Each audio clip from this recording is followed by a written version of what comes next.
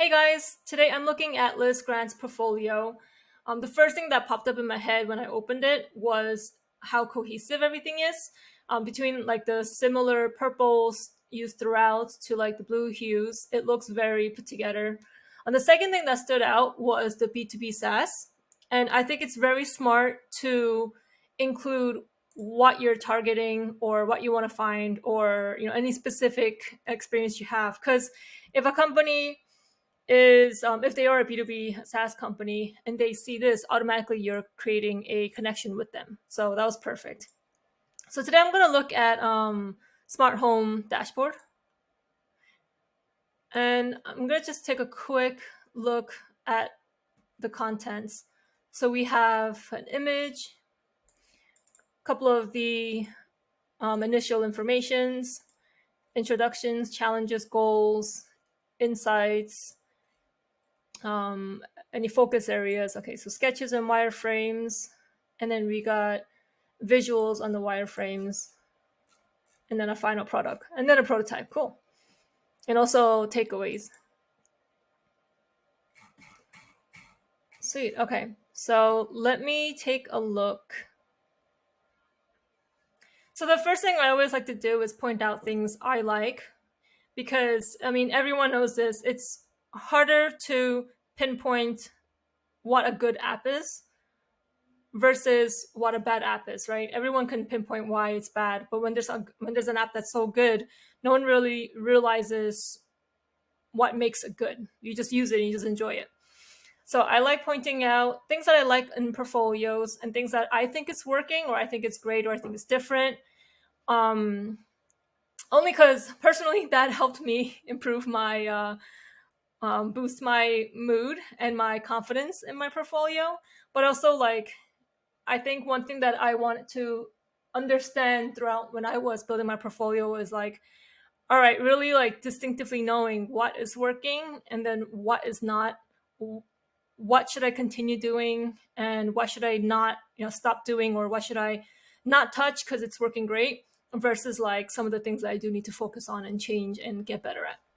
So the few things that I love about this portfolio, number one is the images and the visuals are great. It's very crispy, clear. Like, even honestly, I don't know how you got it this clear. When I was building my portfolio, I struggled a lot with it. So I love how clean it is. And I love the font. It's super easy to read, not overwhelming at all.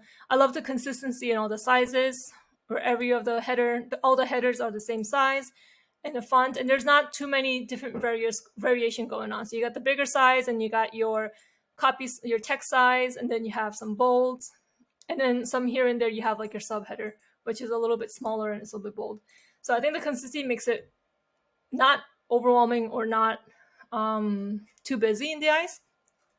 Another thing I love is just the ample amount of space. Like, these huge gaps gives me a break, gives my brain a break, gives my eye a break, and I also can easily tell what section belongs to what. Like, that's the introduction.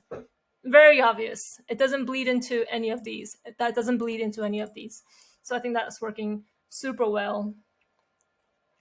I do also like that the layout is like, it's getting switched up, so it's a little bit more engaging. Like, this one's on the left, right, left, and these are more grids. And I think something about it is kind of like a little flow, and it's not so boring and robotic. I love the hand sketches. Every recruiter and every hiring manager I pretty much talk to love sketches, just because they like to see what went behind the scenes, or anything messy, instead of just seeing like the pretty things. I love the prototype. Takeaways. Pretty much like 98% of the people I talk to says that they do read some of the takeaways, and they do read some of like reflections you have, because those are always important, right? Because we're always learning. There is one thing that I read, and honestly, I think this is different from how people do it, and I like it. And I think it's a very it's interesting because it challenged the way that I thought about it. So here you are mentioning that this was a capstone project for your visual design class, And I've always been against mentioning, mentors or capstone projects or boot camps or anything like that, just so that it doesn't shine the light on the fact that we are new and that we are just like brand new, like boot camp graduates, and we don't really have like, quotation marks, real work or anything like that. But the way that you, I guess, worded it, or the way that you wrapped it, or gift wrapped it, made me understand that you like learning, you're constantly learning, you enjoy it, the passion, things that you've learned from it, like this, with enough time, effort, and hard work, I can do anything. So this does tell me a bit about you, and that you're not just doing this for money, and that you do like to learn, and that can go a long way. Like that went a long way for me. That's one of the reasons why I was hired. So yeah, this is really interesting. I mean, would I personally do it in my portfolio? No, because I am way too self-conscious and I don't want to shed a light the fact that like I'm just a bootcamp student, a bootcamp graduate. But if anybody wants to talk about that this is their capstone and that they're learning, like this is a really a good way to do it. Yeah, definitely challenge the way I kind of thought about that. So that's awesome. So I'm gonna dive into couple of opportunities that I see, or more like it's my my opinion. Just again, I'm gonna make this disclaimer for every single review that I do. Take everything I say with a grain of salt, right? Nothing's set in stone. There's Everyone has their own style, different things they want to get done, and just because I don't think it's working, it just might just be because it's my personal taste or my preference. Just like this was a perfect example. So the way I always went about it was I got several feedbacks from several different people, and then afterwards I would gather what is the common topic. Right? If all of them said that my visual hierarchy was not great, then I know that that's a big problem. But if 4 out of 5 said it was great and one of them said then not that it's not a problem, but I know that that might not be my priority yet. There might be other things. I guess if all 5 of them said something else, and that would be my priority over like the visual hierarchy. So yeah, so definitely take everything I say with a grain of salt.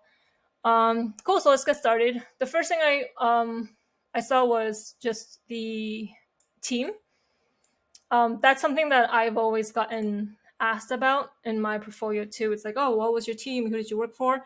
And the reason why it's super important, and the more I work as a UX designer within a company, I realized that, yeah, working in a cross-functional team and being able to collaborate and come to a decision together with other people is it's such a big part of being a UX designer.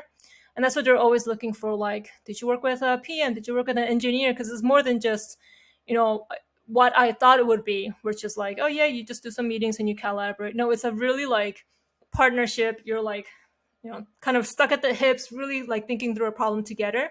And that's what they always ask it.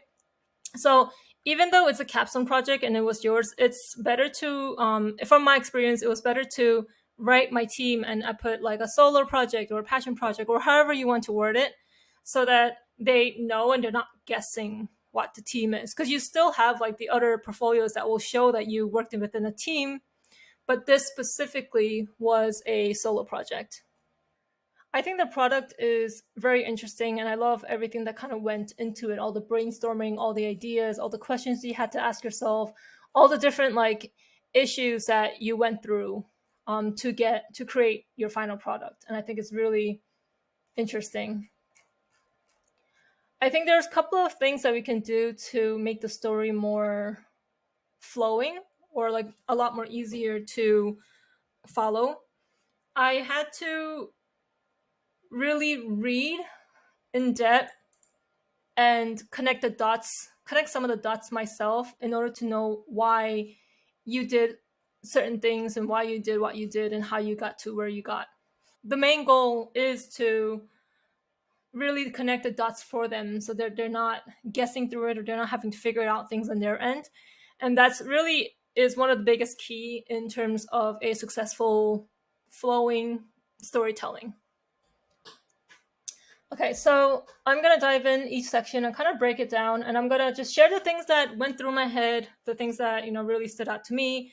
Maybe some things that I have trouble with or issues with, or just took a little bit longer than it should have to understand the content behind it. Some of the things are going to be like nitpicky because again, I just want to share a lot of things that's going in my head, and then you can just pick and choose what you want to tackle and which one you want to kind of leave alone, right? Or which one you disagree with, and then you kind of like the direction that you're going with. Let's jump into the challenge and my goals.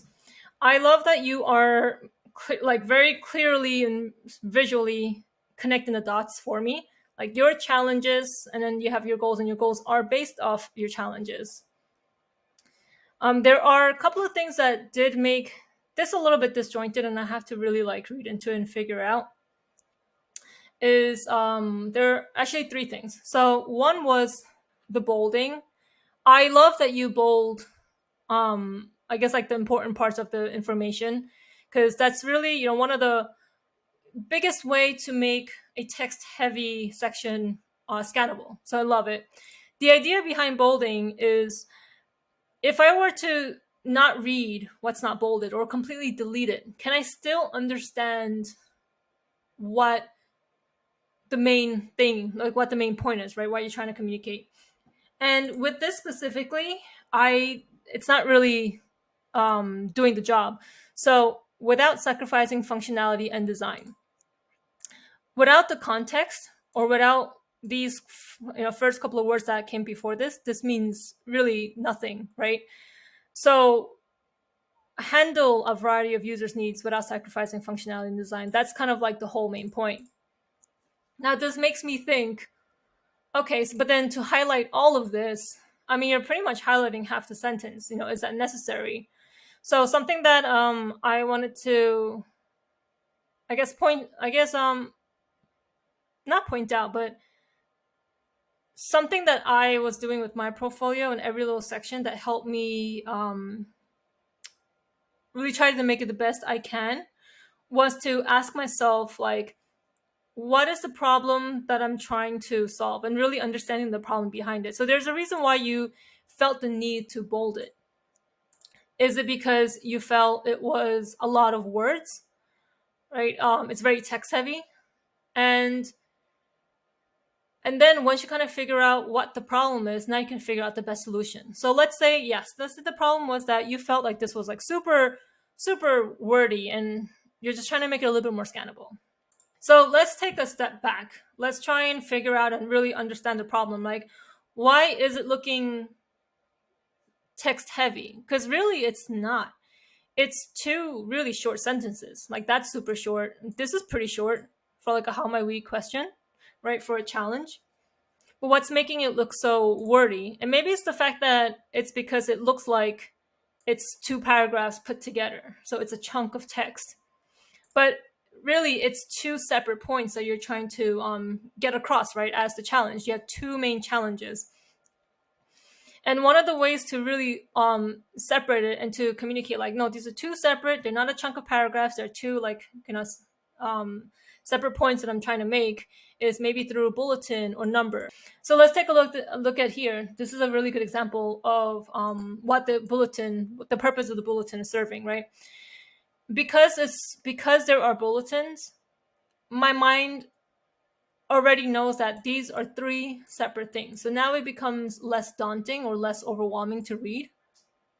Versus if you were to remove these bulletin points, now it looks like a chunk of text. And after like 50, 200 portfolios, can my brain really handle a chunk of text? No. And that's why the bulletin comes in handy. Because now it's like, it's kind of like breaking down a big goal into smaller bits. Same concept, right?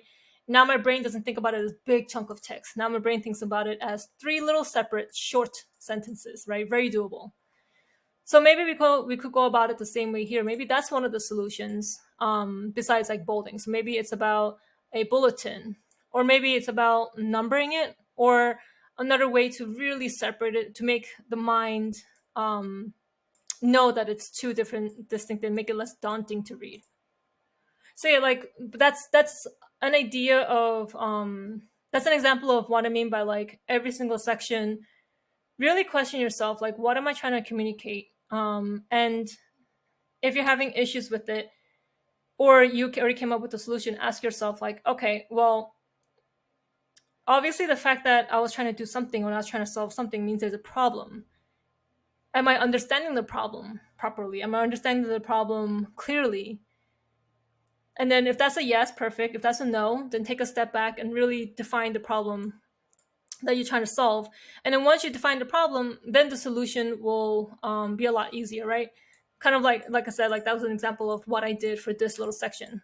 And that applies to everything, every little section in your case study or portfolio, whatever it is. And that's a really good way, and like kind of going back and really going into detail and really optimizing every single section. The second thing that was a little bit disjointed for me was the sequence. Only because like you're connecting the dot for me. So challenge, goal. So my brain will automatically assume, this will lead to that, and then that will lead to this, which is kind of happening, but kind of not. So information rich without sacrificing design. That goes into the first one. Cool. Identify and prevent pain points. That goes into the second one. Cool. And then flexible system that can handle a variety of users. And that jumps right back to the first one. So it's kind of jumping around. Again, just making it take just a little bit longer to really connect the dots myself too. The third one is just a little bit of wording and inconsistency, I guess, in the way things are worded. So these top two are really, really like derived from the challenge, right? So without sacrificing functionality, you got it right there. A flexible system that can handle a variety of users, you got it right here. But then this one is working a little differently. Here, you're not really talking about your main goal anymore. You're talking about the what you're going to do and how you're going to what you're going to do to get to the goal. So if you were to follow the same system or formula as these two, it would be worded more like, I don't know, how, make a product that that addresses the pain points of the products that are currently in the market, right? That would be your goal. And then this really, well, one, it wouldn't belong here, but this really would be the what you would do to achieve that goal. So let's move on to this section, the discovery phase. So I love the contents in this phase. There's several things that I think are amazing and the story is great. Number one is your research, really directly influence your end product or your design decision. And I love the fact that like you didn't just do a research, or you're not showing that you did a research just to show that you did a research because you want a job and you want to get hired. No, it's that it had a purpose, right? And the purpose was for you to base your solution from it. So I think that's amazing. Second thing I love is that you showed where your design decision came from. Right, combining strengths, like it's based off of the two different type of products that you observe that's out there in the market right now, like the widgets, grid system. So the fact that all of this is you're showing how you got to this, I think is really, really strong.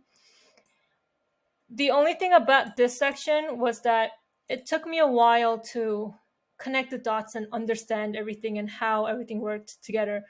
I had to read this several times and this several times to be able to connect the dots myself. So at this point, honestly, I don't know how to improve it. But I can talk about where the disconnect for me was, so that maybe we can, define a little bit further and really define the problem, and then the solution will probably will be very simple, I guess, or not simple, but easier to get to. So the first thing that was disjointed for me was this section right here. It's I couldn't understand what correlated with what. Is this one section and then that a different section, or does this information go with the image here, or is it all completely separate? I think after reading it over and over again, I'm understanding that these are like your two really high level insights that you got from your discovery phase, right? And based on these two, that's where your design decisions came from. And these two right here are more like competitive analysis, where you are trying to figure out the pain points, right? The market gap, and just really trying to see what's out there. I don't know if you meant to connect this and these two, because I do see maybe some of them going with this, but I also see some of this that goes with this. So I'm actually, even till now, I'm not quite sure. So maybe there's a way to rearrange this and to kind of rebuild this section so that it's easily understandable. Like, and this is just like a made up, obviously your product well. I'm making this up as an example. Maybe it's like, okay, so you did some competitive analysis to see what are some of the market gaps, what are some of the pain points, to really understand where the market is right now. And then based on your competitive analysis, you came to a conclusion of two really high level things. Number one is that the best smart home devices that's reviewed better, whatever, consist of this. And then number two is that there's a huge rift in the smart home market and blah blah blah. So kind of like rearranging that, I think would tell a more coherent story, because I'm assuming, and again, this is all assumptions, that this came first, right? This had to come first in order for you to get your insights and observations out of it. And maybe it's just the fact that this comes before this is confusing me. I'm not too sure. If you were trying to connect these into this, then maybe there's a different way to lay the information out and to connect it. But right now it's hard to see what is what. And the second thing is, I loved that these are derived directly from your discovery phase, and I think it's it'll be super successful. It's just not, the dots are not quite connected for me. And then maybe once this is optimized and this is a little bit more clear, then maybe it'll be easier for me to follow along the story and be like, okay, so based on your two, so after you did your competitive analysis and all that fun stuff, you realize these two high level, and then from those two high levels, you came to decision. Maybe it'll flow better then. But as of right now, it's all feeling a little bit disjointed.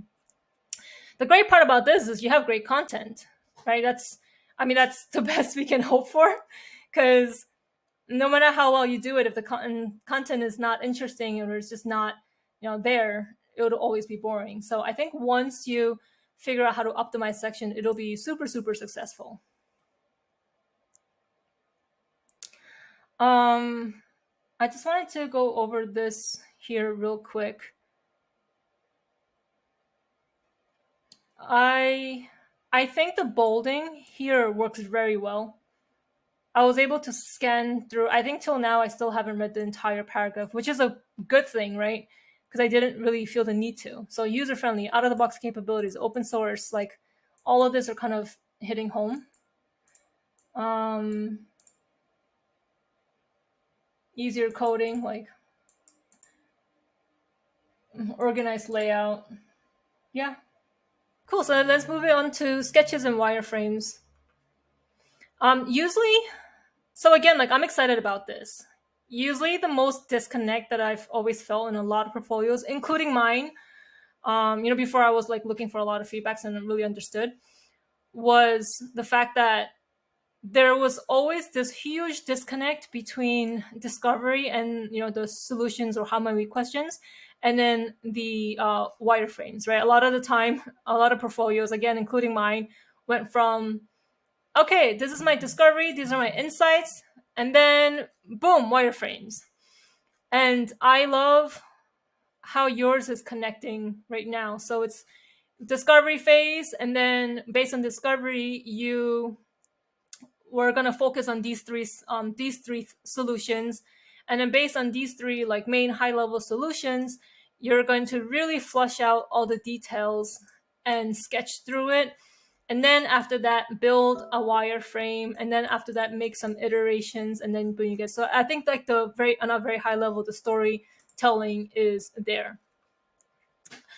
um I like that you were making a note on why you sketch, right? Ideas rush to me. This really tells me about like who you are as a designer and how you work, right? Not just like you make pretty things. No, this is behind the scenes stuff. So I love it. I think this is a little fun, little snippet. I love the little drawing. It's just it tells me about you and how you and what you are as a designer. So it's cool. I like it. It's fun. From here on, I do think it's a little bit wordy. Like I won't really understand what's going through your mind unless I read all of it. So I'm wondering, is there a way to, I don't know, either make it more visual, and again, visual doesn't mean just images. It could be like the way it's separated, lines or in boxes, whatever it is. That's a little bit more visual and that makes it a little bit more scannable. Another thing that came up in my head was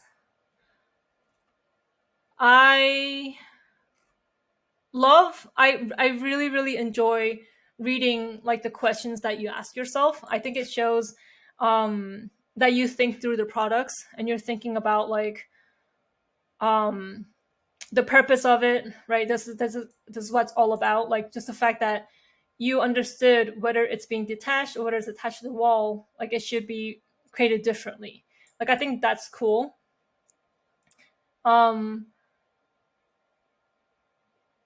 I wish that I knew your final decision here, and then kind of like how you came from it.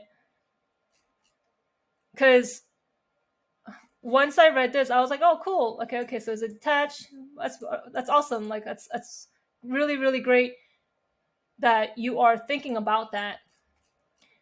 And then until the end, I really don't know what you decided on and how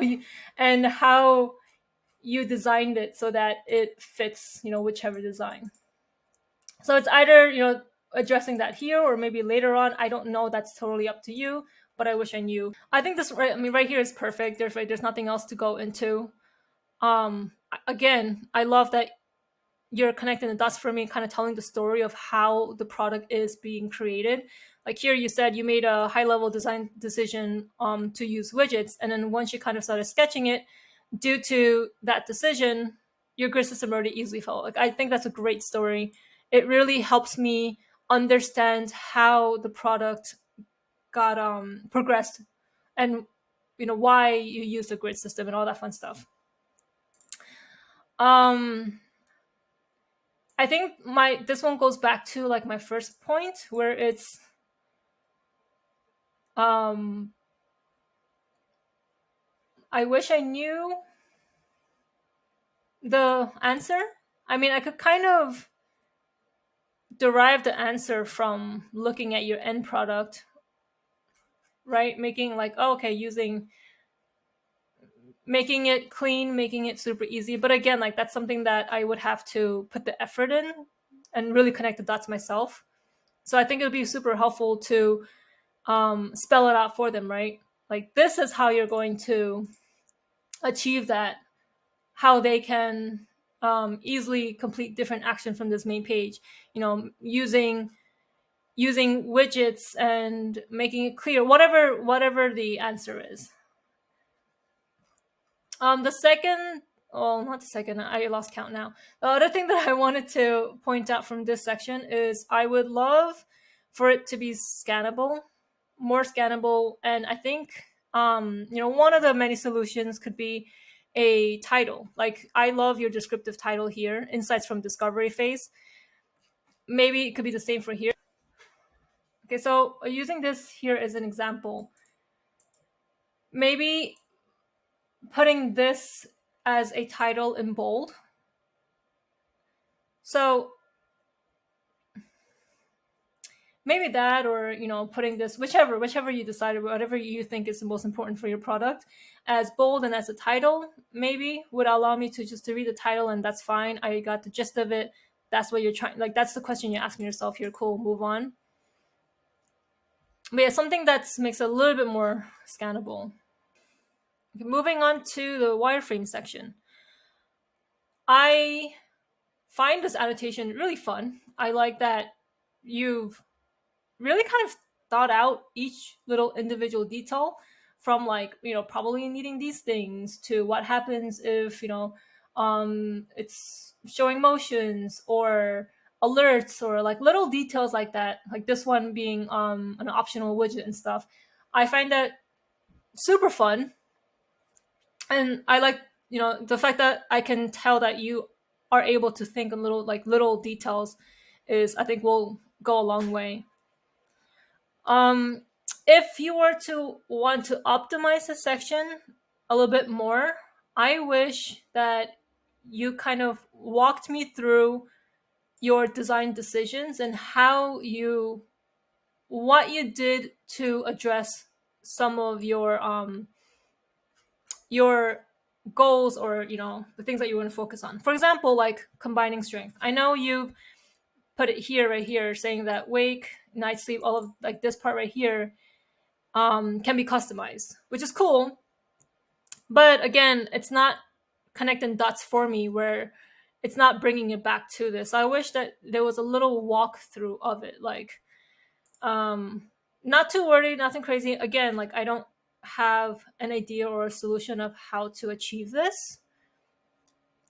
But if somehow could say, like, okay, the widgets, you're going to use widgets, and the widgets are going to use this grid form, so that makes it like easy, organized, blah blah blah.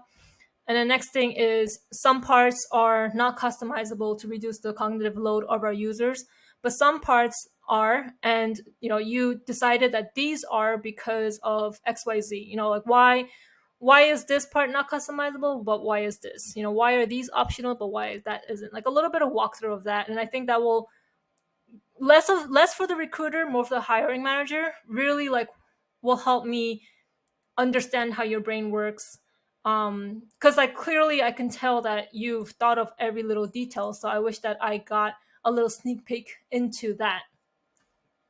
I Is it the most, like, from all the things that I was observing, is it the most priority to optimize this? No. But I think if you were to really really really optimize the section, and kind of, like, yeah, like I said, give me a sneak peek into some of the higher level design decisions, I think would be super fun and super interesting to read. And then on top of that, all these little, like, annotations of the little details that you thought from. I think that's really really cool.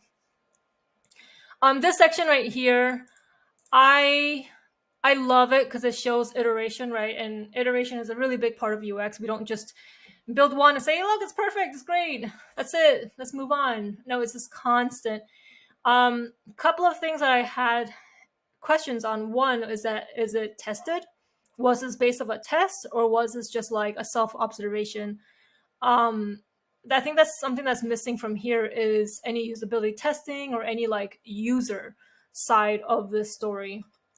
So was this, even kind of going back into, like, the problem, and I'm not saying to address this, I'm not saying, these are just some of the thoughts that are coming to my head that you might want to think about, is there's a huge I don't quite see the user end of things. So, like, I know this was a problem, but now, is this a problem?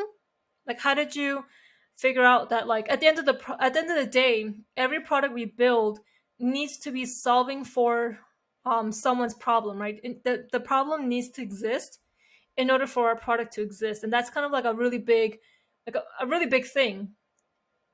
Um, and that part hasn't been addressed. Also, like the discovery, there's no user interview, there's no really user side of anything. A lot of it was like self-observed.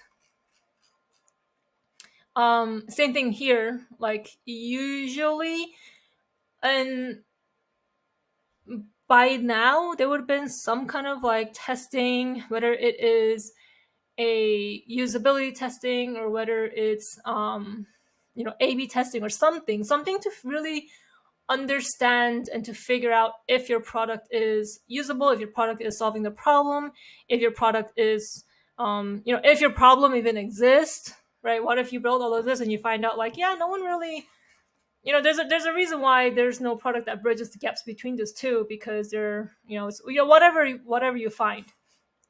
I think all of that is missing. So if you happen to do like other researches or do some usability testing, definitely include it, because it is a very big part of UX. So now going back to this, there are certain changes that you made, and I love the changes. I think they're super like logical. I found out this, and that's why I did this, and I think that's like that little connection is great.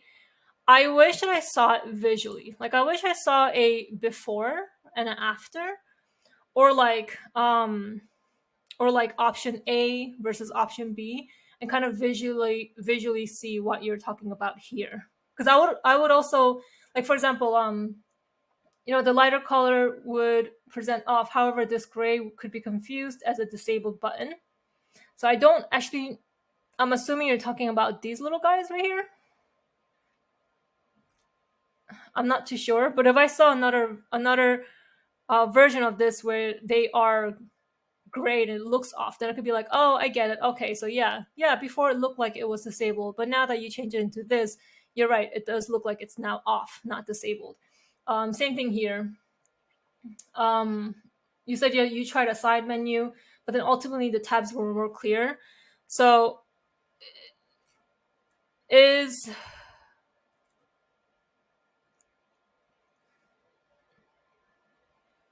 okay. Okay, I see it now. So this is the before. This is the before?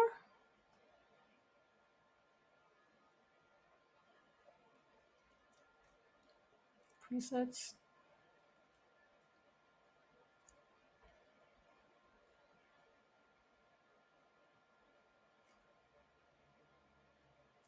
Okay, so I think, yeah, okay, so this is before, this is after.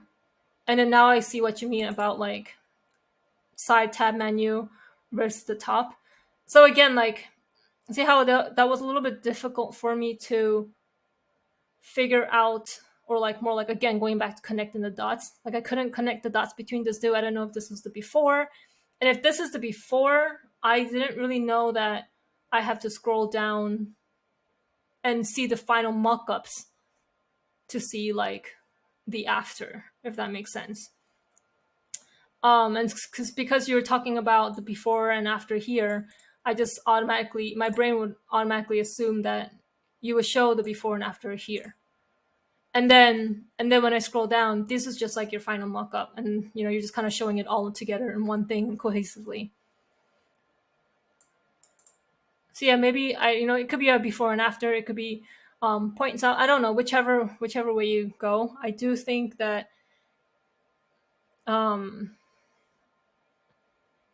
showing, well, clearly stating that this is the before, and then if you want, however you want to do it, connect the dots that's the before, and then if you want to see the after, that's the after. Personally, I think it'd be more successful if you show the before after in one screen, so that I don't have to scroll up and down, or I don't have to like figure out that I have to be comparing these two to understand what you're talking about here. I think it'd be more successful, but again, that's up to you. But yeah, love the final mock-up. Again, I just wanted to note like the consistency. Like you're using like a dark burnt wood in the background here, same wood burnt background in here. I love the consistency throughout the entire case study in terms of that. I didn't read this. The homepage, the light page, the speaker, the security page. Okay, so you're kind of explaining, but yeah, I also like that there's no too many. One of the mistakes I made was I showed all of like my 20 some screens, and then everyone was like, "Okay, that doesn't mean anything to me. That's a lot." So I love that you just showed like the four snippets of it. Okay, and this I was just reading your if I had more time.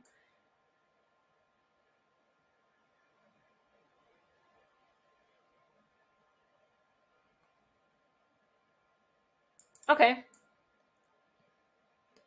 I see. So that means that you did do some of a user testing. I just don't know where, and I would love to see it because again, that's a very very important part of UX. But yeah, that's my main like takeaways. It's mostly storytelling. Storytelling is a beast on its own.